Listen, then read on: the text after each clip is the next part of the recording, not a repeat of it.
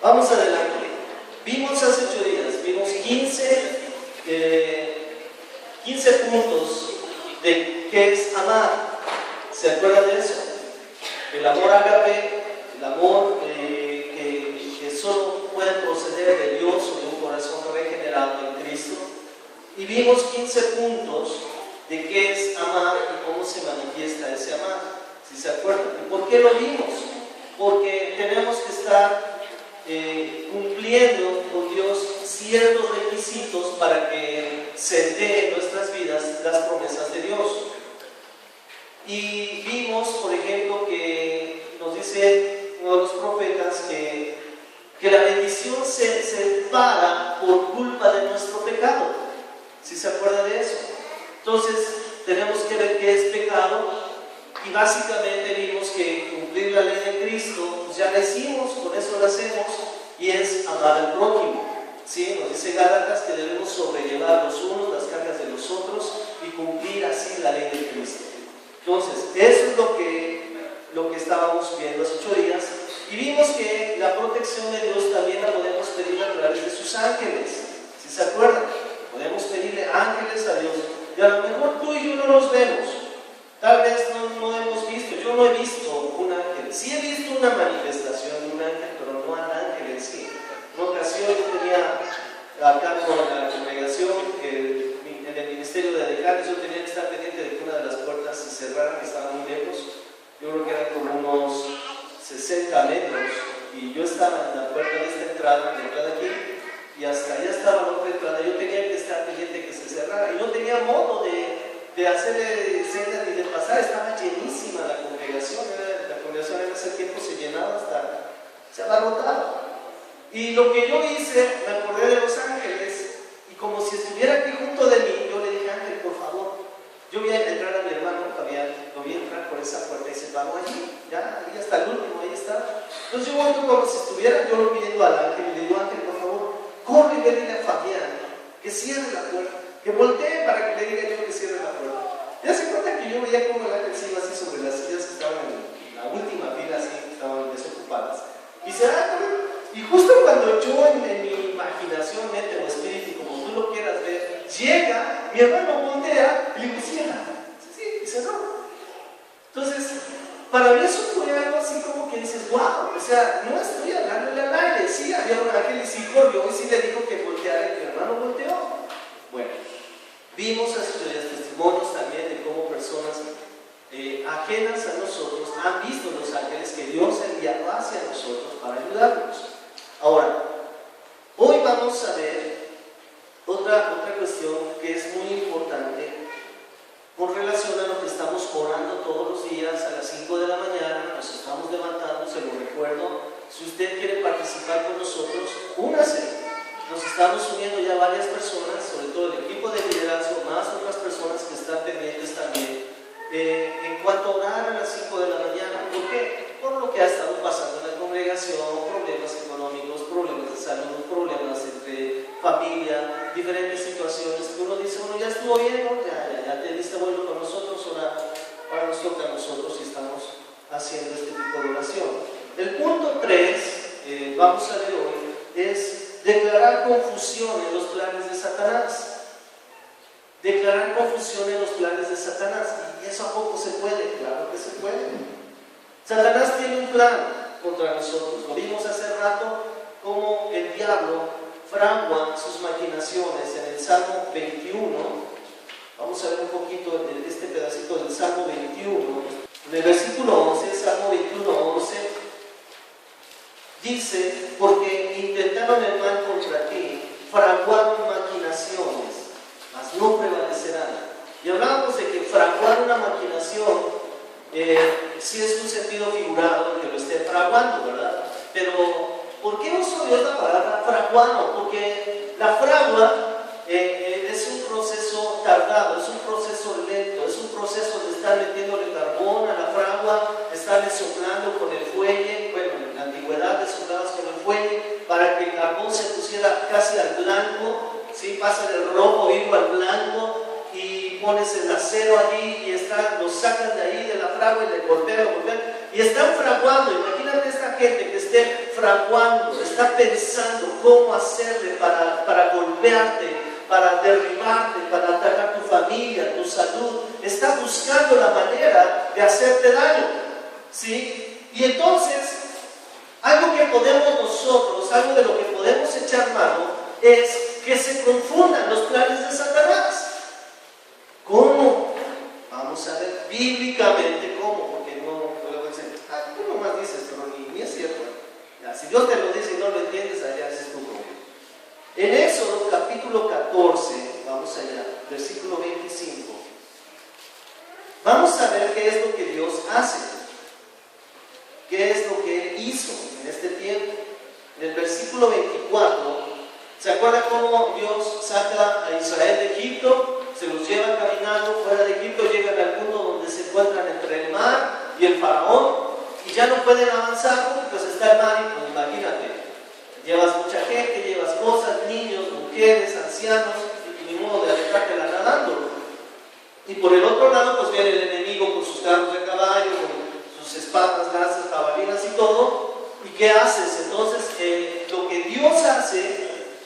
Dios hace, primero le dice a Moisés que él haga las cosas. En el versículo 13, vamos a ver, Éxodo 14, 13, Moisés le dijo al pueblo: no temáis, estad firmes y ved la salvación que Yahvé hará hoy con ustedes, porque los egipcios que hoy habéis visto, nunca más para siempre los veréis. Y esto a nosotros nos ha de sonar así como que muy padre y muy espiritual, porque Moisés está diciéndole esto a los hebreos, les está diciendo: no, tranquilos, espérense, vean la salvación de Dios. Ajá, pero ven lo que Dios te dice. Entonces Yahvé dijo a Moisés: ¿por qué clamas a mí? Y desde que yo vi esta escritura, a mí me sacude, porque es así como que si a mí me lo dijera, yo le diría: Dios, ¿entonces a qué? ¿Sí? ¿Sí me explico? Dios le está diciendo a Moisés: ¿por qué clamas a mí? Y ve lo que dice: di a los hijos de Israel que marchen. Y luego, ¿qué dice? ¿Quién? Tú vas a tu vara. ¿Te das cuenta? O sea, tú vas a tu vara y extiende tu mano sobre el mar. ¿Y quién? A mí me sorprende, de verdad me sorprende, porque yo esperaría de Dios que me dijera: tú alza tu vara, extiende tu mano y yo voy a dividir el mar. Y no, le está diciendo: tú alza tu vara, tú extiende tu mano y tú divide el mar. Yo me imagino como Moisés, así como que: ¿y eso cómo se hace? Pues alza tu vara, extiende tu mano y pues en el nombre de Jesús divídete el mar. Ya, no sé qué más se puede hacer, pero el simple hecho de obedecer trae la acción que Dios está pidiendo. ¿Sí me expliqué con esto? El simple hecho de que tú obedeces, los pasitos sencillos de Dios hacen que las cosas increíbles o imposibles sucedan por la mano de Dios. Y así lo hace. El versículo 21 dice: y extendió Moisés su mano sobre el mar, e hizo Yahvé que el mar se retirase por recio viento oriental toda aquella noche, y volvió el mar en seco y las aguas quedaron divididas. ¿Sí te das cuenta de esto? O sea, Moisés levanta la vara, extiende su mano y el mar se empieza a abrir. ¿Por qué? Por la obediencia de Moisés a Dios. Cuando tú y yo obedecemos a Dios en cosas pequeñitas, Dios va a hacer esas brechas en el mar si es necesario. Ahora, en Éxodo 14, en el versículo 24, dice: aconteció a la vigilia de la mañana que Yahvé miró el campamento de los egipcios desde la columna de fuego y nube, y ¿qué hizo? Trastornó el campamento de los egipcios y quitó las ruedas de sus carros y los trastornó gravemente. Entonces los egipcios dijeron: huyamos de delante de Israel, porque Yahvé pelea por ellos contra los egipcios. Los egipcios se dan cuenta que lo que está sucediendo ya va más allá de sus fuerzas. Ya se dan cuenta: no, este es Dios que está peleando por ellos. Y nuestro enemigo, comparándolo, los egipcios son nuestros enemigos. Son, en este caso, sabemos que no es contra carne ni sangre, sino contra principados y potestades los gobernadores de las tinieblas de este siglo, contra huestes espirituales de maldad en las regiones celestes. Esos son nuestros enemigos. Ahora, cuando tú y yo oramos, podemos orar esto. En primer lugar, Señor, ábreme el mar para que yo pueda pasar en seco, para que toda esa adversidad que se levanta contra mí se aparte. En segundo lugar, puedo decirle al Señor: Señor, tú desde los cielos mira a mi adversario y trastórnalo, quítale sus ruedas a sus coches, a sus carros, trastórnalo, Señor. Pero hay algo que también podemos hacer. En Isaías, a lo mejor alguien está pensando por ahí: ay, si tú crees que Dios te va a estar complaciendo, ¿acaso no nos complace cuando oramos? ¿Verdad que sí? Dios va a hacer la obra. Dios va a hacer la obra. En Isaías 44, acompáñame para allá, por favor. Isaías 44. Dice en el versículo 24, Isaías 44, 24, dice: así dice Yahvé tu Redentor, que te formó desde el vientre. Fíjate lo que dice Dios. O sea, esto no me lo estoy sacando yo de la manga. Esto lo dice Dios. Yo Yahvé, que lo hago todo, que extiendo solo los cielos, que extiendo la tierra por mí mismo, que deshago las señales de los adivinos y enloquezco a los agoreros, que hago volver atrás a los sabios y desvanezco su sabiduría. ¿Sí pusiste atención de dónde está la cuestión? ¿Sí lo viste o no? Ve lo que dice el versículo 25, que deshago las señales de los adivinos. Hay adivinos que hacen cosas, pero Dios lo deshace. ¿Sí? Y luego dice: y enloquezco a los agoreros. Hay una fuerza satánica, lo sabemos. Así como tú y yo somos siervos de Dios, siervos de la justicia, también hay siervos de Satanás. También hay gente que se encarga de estar profiriendo encantamientos, hechizos, maldiciones contra nosotros. Lo saben. En alguna ocasión, una persona que se convirtió a Cristo en la congregación, nos decía que conocía a los líderes. Dice: ¿sabes que yo conozco a fulano, sutano? Me dice: ¿cómo sabes? Pues si es la primera vez que vienes aquí, no conoces casi a nadie. Dice: no, es que tenemos fotos de cada uno de ustedes y constantemente los estamos maldiciendo para que la obra que están haciendo no prospere. Entonces, imagínate, ¿sí? Ahora, dice aquí que enloquece a los agoreros y dice que hace volver atrás a los sabios, desvanece su sabiduría. O sea, como quiera que sea que el enemigo te quiera atacar, no va a prosperar. No va a prosperar. Otra cosa que podemos hacer, número 4, es declarar confusión o declarar desacuerdo en los grupos que se confabulan contra nosotros. Mira, las tinieblas tienen, más bien hacen lo mismo que hace el reino de los cielos. Son copiones, por así decirlo. ¿Sí? Hacen lo mismo que Dios hace, pero ellos lo hacen del lado oculto, del lado tenebroso, diabólico. Los mismos principios que Dios ha establecido en el reino de los cielos, las tinieblas los usan. Los mismos principios. El diablo es un imitador, ¿sí? Se disfraza como ángel de luz.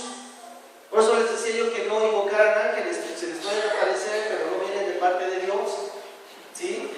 Puede ser un ángel de luz, pero de Lucifer, ¿sí? Entonces, ten cuidado, no los invoques, que Dios te los mande y se acabó. Ahora,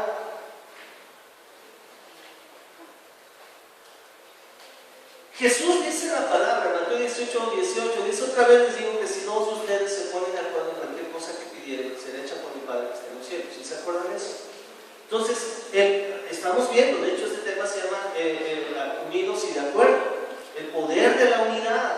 Entonces, el principio es que cuando dos nos unimos, tenemos poder, ¿de acuerdo?